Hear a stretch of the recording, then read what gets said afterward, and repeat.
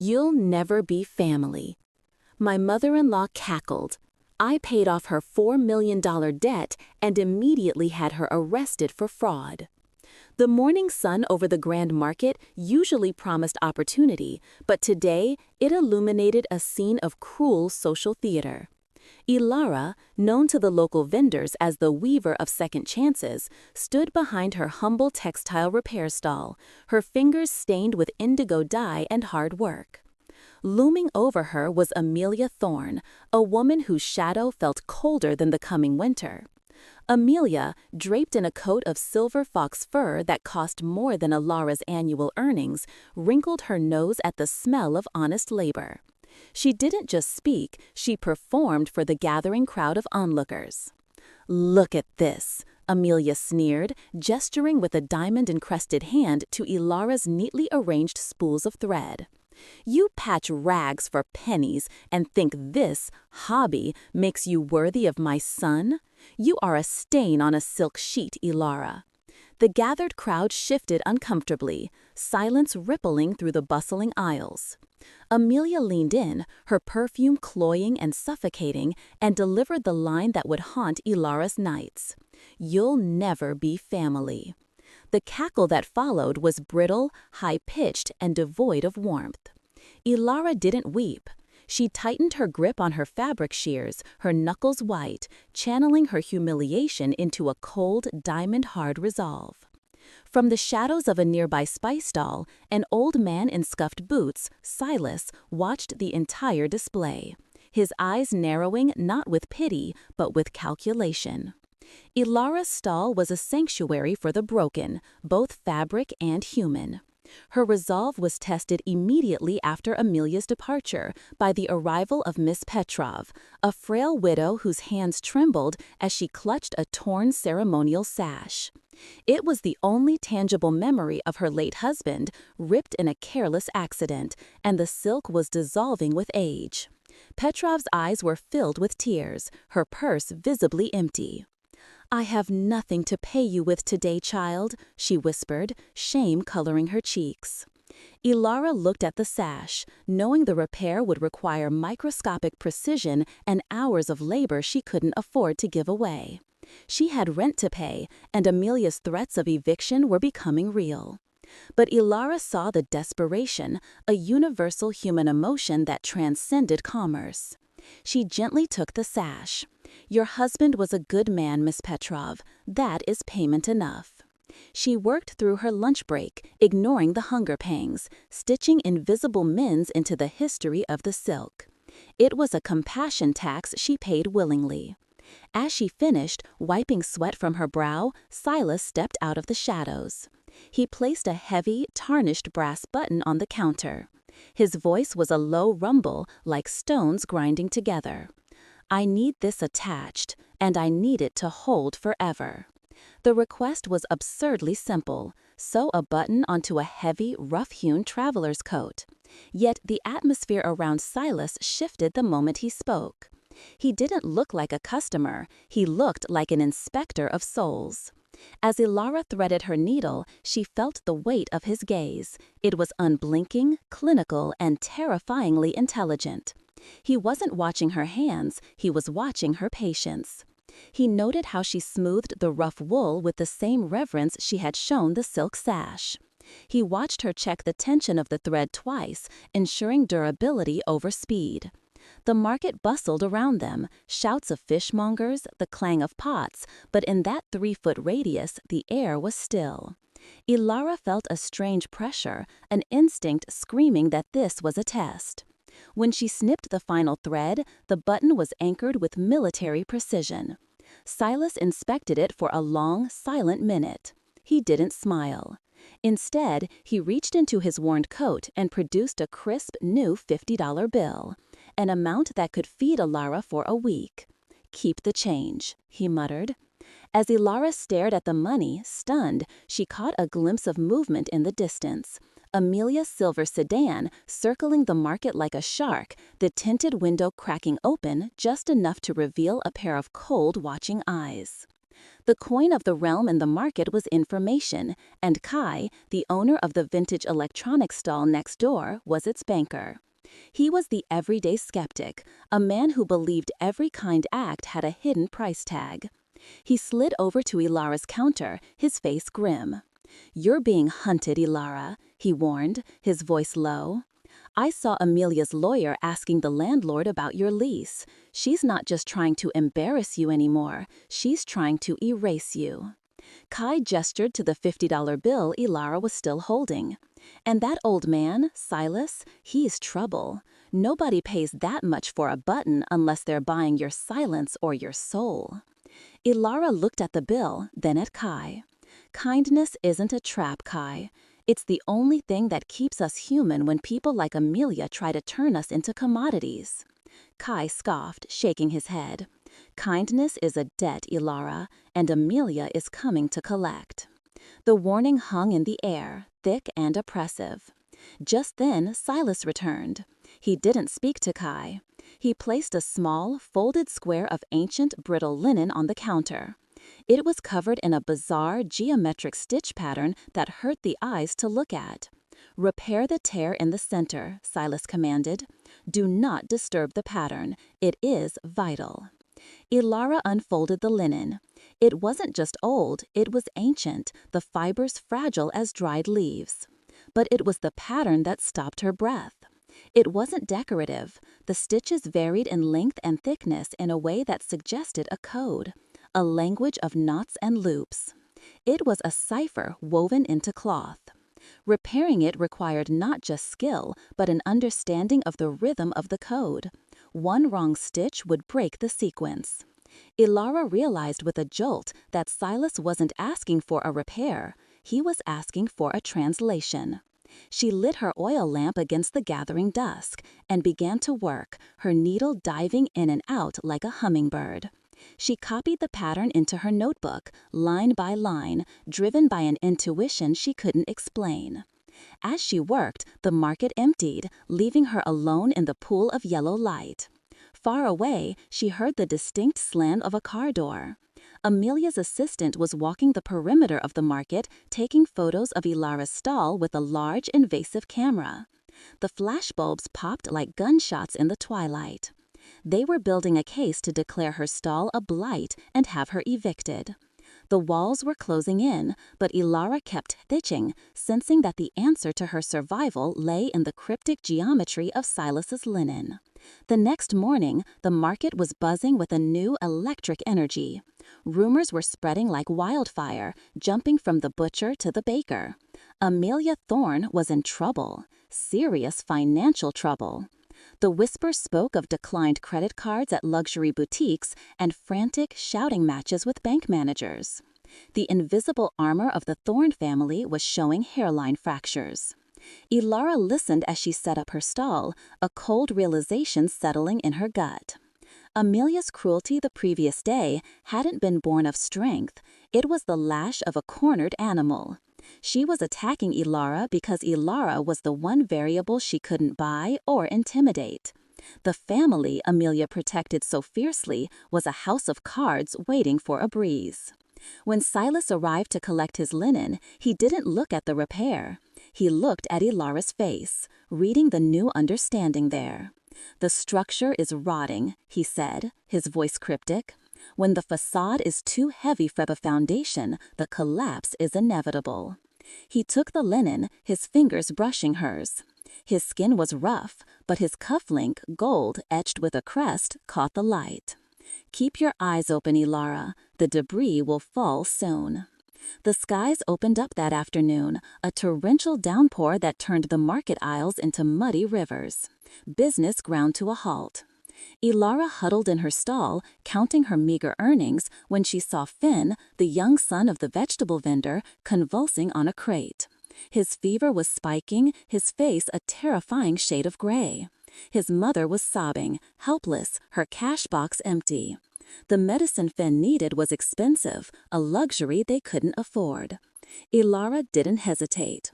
She took the $50 bill Silas had given her, her entire safety net for the week, and ran out into the rain. She returned soaked to the bone, clutching the medicine. She administered herself, holding the boy until his breathing steadied. It was a reckless financial decision, a disaster for her own budget, but a moral imperative. As the rain cleared, Finn's mother pressed a small, smooth river stone into Ilara's hand. "It's not money," she wept, "but my grandmother said it reveals the truth to those who hold it." Ilara pocketed the stone, shivering in her wet clothes. Minutes later, a courier in a rain-slicked poncho dropped a heavy, ominous envelope on her counter. It was addressed to Amelia Thorne, but it had been dropped by mistake or fate at the stall Amelia hated most. Ilara stared at the envelope. The return address was Rothschild and Vance, Asset Liquidation and Recovery. The stamp in red ink read, "Final Notice." The rumor was fact. Amelia was drowning. Ilara felt a surge of adrenaline. This envelope was leverage. It was power. Before she could decide what to do, Silas appeared at her side. He looked different today, agitated, his eyes scanning the crowd with paranoid intensity. He didn't have a repair job. Instead, he pressed a heavy, folded velvet pouch into her hands. "Hide this," he hissed, his voice urgent. "Do not open it until the wolf is at the door. I have to go. They are close." He placed a strange, heavy gold coin on the counter, not currency, but a medallion. "This pays for the storage. Trust no one." And then, just as quickly as he had appeared, Silas melted into the crowd, disappearing behind a delivery truck. Ilara blinked, her heart hammering. She was alone, holding a smoking gun envelope addressed to her enemy, and a secret package from a man who had just vanished into thin air. The game had escalated from social snubbing to dangerous intrigue. That night, behind the closed shutters of her stall, Ilara opened the velvet pouch Silas had left. Inside was not jewelry or gold, but a book. A thick, leather-bound ledger that smelled of cigars and old libraries. She opened it, expecting names or accounts. Instead, she found chaos. Pages upon pages of numbers, dates, and coordinates, written in a frantic, spidery hand. It was the same code from the linen, but infinitely more complex. She cross-referenced the dates with the news archives on her phone.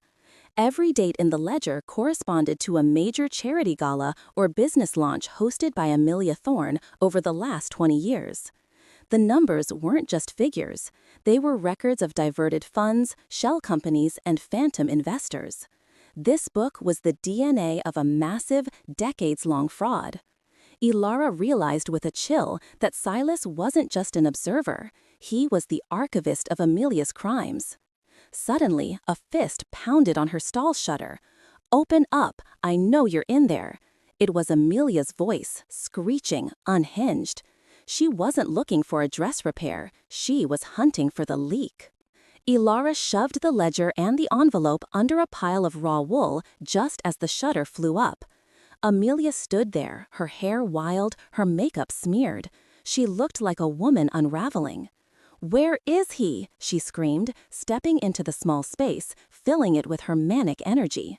"The old man, Silas! I saw him give you something. What did he give you?" Ilara stood her ground, her body blocking the pile of wool. "He gave me a button to sew, Amelia. You're delusional." Amelia lunged, grabbing Ilara's shoulders, her fingernails digging in. "Don't lie to me, you gutter rat. That man is a ghost. He's supposed to be dead. If he gave you the book, you have to give it to me. It's mine." The desperation in Amelia's voice was terrifying. She wasn't angry. She was terrified. She knew exactly what Silas had. Just as Amelia raised her hand to strike Ilara, a deafening crash echoed from the street, a multi-car pileup right outside the market entrance. Sirens wail instantly. Amelia, conditioned by years of PR training, froze. She couldn't be seen assaulting a vendor in the middle of a public disaster. She snarled, "This isn't over," and backed away, smoothing her coat with trembling hands. In the chaotic retreat, Amelia's expensive handbag snagged on the corner of Ilara's work table, tipping over a jar of buttons and tools. Amidst the clatter, a small silver object slid out of the hidden pocket of Amelia's bag and hit the floor. It was a key, antique with a head shaped like a four-leaf clover. Ilara recognized it instantly from the sketches in the ledger. It was the decoder key. Amelia gasped, realizing what she had dropped. She dove for it, scrambling on the dusty floor like a beggar, snatching the key up with a feral growl. "You didn't see that," she hissed, clutching it to her chest. She fled into the night, disappearing towards the sirens. Ilara stared at the floor where the key had fallen. The soft, indigo-stained dust of her workshop had captured a perfect, high definition of the key's teeth and shape. Amelia had the physical key, but Ilara had the blueprint. Her mind raced. The ledger was the lock, and the key was the cipher. She carefully placed a piece of clear tape over the dust impression, preserving the evidence. The puzzle was complete. Ilara spent the night awake, adrenaline replacing sleep. She used the impression of the key to decode the first page of the ledger. It wasn't just fraud, it was theft on a massive scale. Amelia had been stealing from her own investors, her own family trust, for decades to fund a lifestyle she couldn't afford. The $4 million debt was just the tip of the iceberg. The real crime was the hollowed-out trust fund meant for widows and orphans. Then her phone buzzed. It was Michael, her husband. The text was short and devastating. "They're foreclosing. The bank is taking the house tomorrow. Mom says it's a mistake, but the sheriffs are coming. We're homeless, Ilara. I'm sorry." Ilara felt a cold fury wash over her. Amelia had lied to her own son until the very end, sacrificing his roof to protect her secrets. The time for passive resistance was over. Ilara looked at the decoded coordinates on the final page of the ledger. They pointed to a specific address in the financial district, a vault. Michael arrived at the stall at dawn, looking 10 years older. He sat on a crate, head in his hands. "She says if we sign over the market stall rights to her, she can get a loan to save the house. She says it's our duty as family." Ilara looked at her husband, seeing the manipulation that had bound him for years. "Michael," she said softly, "she doesn't want the stall to save the house. She wants the stall because she thinks the evidence is hidden here. She wants to burn it down." Michael looked up, confusion and pain warring in his eyes. "But she's my mother." Ilara took his hand. "And I'm your wife. Trust me one last time. Do not sign anything. I am going to fix this, but I need you to stay here and hold the line. Can you do that?" Michael saw the steel in her eyes, a strength he had never fully appreciated. He nodded slowly. "I'll hold." Ilara grabbed her coat and the ledger. She had a vault to open. Ilara needed backup. She went to Kai's stall. The skeptic was opening his shutters, eyeing her warily. "You look like you're going to war," he noted. Ilara placed the final notice envelope on his counter. "I am. Amelia is trying to liquidate the market to cover her crimes. If she wins, we all lose our stalls. I need you to watch Michael and make sure Amelia doesn't get near him." Kai looked at the envelope, then at Ilara. The reality of the threat finally pierced his cynicism. "She's really doing it? Scorched earth?" Ilara nodded. "I have the water to put out the fire, but I need time." Kai sighed, reaching under his counter and pulling out a baseball bat. "Go. If the Witch of the West shows up, she'll have to go through me." It was the first time Kai had ever stood for anything other than himself. Ilara nodded her thanks and sprinted for the bus. As she left, she saw the black sedan that had been following her slowly pull out from the curb. The tail was active. The address led to a monolith of glass and steel in the city center, the Ironwood Vaults. It was a fortress for the super rich, a place where secrets are stored in nitrogen-cooled boxes. Ilara stood before the massive revolving doors, looking at her reflection. She saw a tired market girl in a worn coat. She took a breath, reached into her pocket, and touched the smooth stone Finn's mother had given her. See the unseen. She straightened her spine and walked in. The lobby was silent as a cathedral. A security guard built like a tank blocked her path. "Delivery entrance is in the back," he rumbled, dismissing her with a look. Ilara didn't flinch. She pulled the antique linen piece, the test piece, from her pocket and held it up. The guard's eyes locked onto the geometric pattern. His demeanor shifted instantly from dismissal to shock. He touched his earpiece. Code indigo. We have a walker. Yes, the pattern matches. He stepped aside, opening a velvet rope. Right this way, ma'am. The administrator is waiting. Ilara was led into an elevator that descended deep underground. The air grew cool and pressurized. The doors opened to a secure antechamber with a single massive steel door. Beside it was a keypad, but no numbers, only shapes. And a keyhole shaped like a clover. Ilara didn't have the key, but she had the code she had deciphered from the linen. She closed her eyes, visualizing the pattern. Triangle, circle, square, line. She punched the sequence into the interface. The panel beeped amber, waiting for the physical key. She was stuck. Panic rose in her throat. Then the guard stepped forward. He produced a master override key. Silas left instructions, he said softly. He said if you could solve the cipher, you didn't need the physical key. The mind is the true key. He turned the override. The massive tumblers of the vault groaned and shifted. The door swung open with a hiss of escape air. Ilara stepped across the threshold, leaving her old life behind. The vault wasn't full of gold bars. It was an archive. Floor-to-ceiling screens displayed real-time financial data, scrolling like waterfalls of green light. In the center of the room sat a simple wooden desk. On it lay a stack of files labeled Project Thorn and a single, pristine white box. Standing behind the desk, watching the screens, was Silas. But this wasn't the scruffed boot Silas of the market.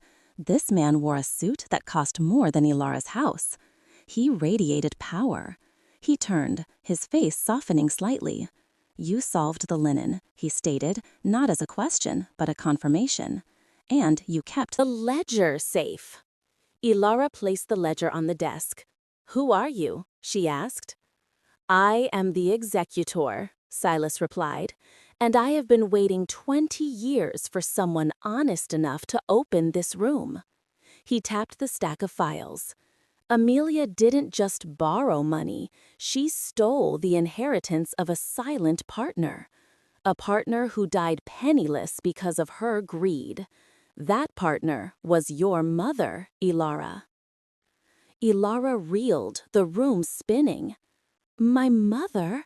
But she was just a seamstress. Silas nodded. She was a genius designer. Amelia stole her designs, her patents, and her shares.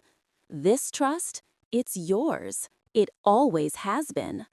I was charged with protecting it until you proved you wouldn't squander it like she did. The revelation hit Ilara like a physical blow. The humiliation, the poverty, the struggle, it was all manufactured by the woman who called her family trash. Silas opened the white box. Inside was a suit of midnight blue, tailored to perfection, and a pair of pearl earrings. The debt is due today, Silas said, his voice hard. Amelia is at the market right now, waiting for the sheriffs to evict you. Go to her, but do not go as a victim. Go as the landlord. He handed her a pen and a document. Sign this. It authorizes the trust to pay the debt and to trigger the audit. Ilara changed in the vault's private suite. When she looked in the mirror, the tired market girl was gone. In her place stood a woman of formidable power. The suit fit like armor. She swept her hair back, revealing the pearls. She took the document, now signed, and placed it in a leather portfolio. She ascended the elevator, her heart beating a war drum. Outside, a convoy of black SUVs was waiting. Silas opened the door of the lead car for her. Your chariot, ma'am. As they sped towards the market, Ilara watched the city blur. She wasn't just going to save her stall, she was going to rewrite history. Her phone buzzed. It was Kai. She's here. She has the police. She's tearing down the sign. Hurry. Ilara texted back one word: witness. The scene at the market was chaotic. Amelia was screaming at the police officers, waving a fake eviction notice. Michael was standing in front of the stall, shielding it with his body, while Kai stood next to him with a bat, looking menacing. The crowd was jeering. "Tear it down!" Amelia shrieked, pointing at Ilara's sign. "It's illegal! It's filth!" She turned to the crowd, her face twisted. "She's a fraud! She stole a key from me! She's a thief!" Just then, the convoy of SUVs roared into the market square, sirens blaring to clear the path. The crowd parted, stunned. The lead car stopped inches from Amelia. The door opened. A hush fell over the square. Ilara stepped out. The silence was absolute. Amelia froze, her mouth open, unable to comprehend the transformation. The peasant was gone. The woman standing before her looked like royalty. Amelia blinked, trying to process the visual data. "You," she stammered. "What? Whose car is this? What have you done?" Ilara didn't answer immediately. She walked past Amelia, ignoring her, and went straight to Michael. She touched his cheek. "It's okay," she whispered. Then she turned to Amelia. "You wanted family, Amelia. You wanted status." Ilara's voice carried across the silent market, clear and ringing. "You told me I would never be family. You were right. I'm not your family. I'm your creditor." Silas stepped out of the car behind her, holding the ledger. Amelia saw Silas, the man she thought was a ghost, the man she thought was a beggar, standing in a suit of power. Her face went white. She dropped her handbag. The realization crashed down on her. The trap had sprung. Ilara opened her portfolio. She pulled out a certified bank draft. "Here is the check for $4 million, she announced. The crowd gasped. Amelia's eyes bulged. She reached for the check, her greed overriding her fear. You found the money? You paid it?" She began to laugh, a hysterical, relief-filled sound. "I knew it! I knew you'd fix it! Oh, Ilara, thank you! We're saved!" She grabbed the check, waving it at the police. "See? The debt is paid! Leave us alone!" Ilara watched her, her expression unreadable. "Yes, the debt is paid. The house is safe. The market is safe." She took a step closer. "But that money didn't come from nowhere, Amelia. It came from the Thorne Vance Trust, the trust you emptied." Amelia stopped laughing. The color drained from her face. The trust?"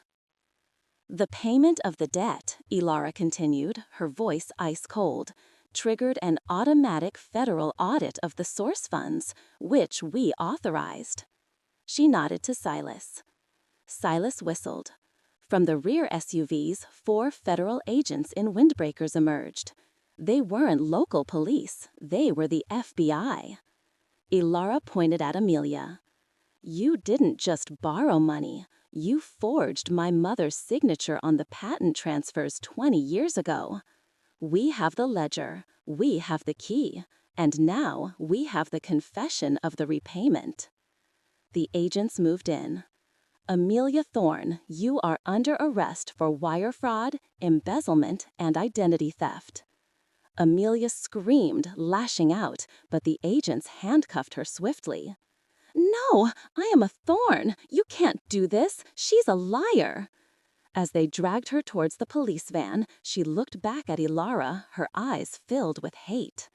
"You're nothing," she screamed. Ilara stood tall. "I'm the one who paid the bill." The market erupted in cheers. Michael rushed to Ilara, hugging her, tears streaming down his face.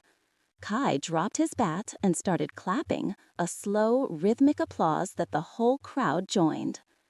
Silas stood by the car, a rare smile touching his lips. He handed Ilara the antique linen. "It's finished," he said. Later that evening, the market quieted down. Ilara sat in her stall, still wearing the suit, looking at the empty space where Amelia used to loom. The fear was gone. The debt is gone. She looked at the smooth stone in her hand. She had won, but not by becoming a monster. She had won by being exactly who she was, meticulous, patient, and kind. The money was hers now, millions of it. But as she looked at her indigo-stained hands, she knew the money wouldn't change her. It would just amplify her reach. 6 months later, the Grand Market has been transformed. The rotting beams are replaced with sturdy oak. The leaking roofs are copper and glass. A new sign hangs over the entrance, the Ilara Collective. Ilara stands in the center, cutting a ribbon. She didn't keep the millions for a mansion. She bought the land the market stood on and gifted the deeds to the vendors. Kai owns his shop. Finn's mother owns hers. They are safe. Ilara walks back to her stall, still the same size, still humble. She picks up a needle and thread. A young girl approaches, holding a torn doll. "Can you fix it?" the girl asks shyly. Ilara smiles, the same warm, genuine smile she had when she was poor. "I can fix anything," she says. She starts to stitch, proving to the world and to the memory of the woman who doubted her that true nobility isn't in the blood, it's in the stitch. Moral: the stones you throw at the kind will eventually be used to build their castle.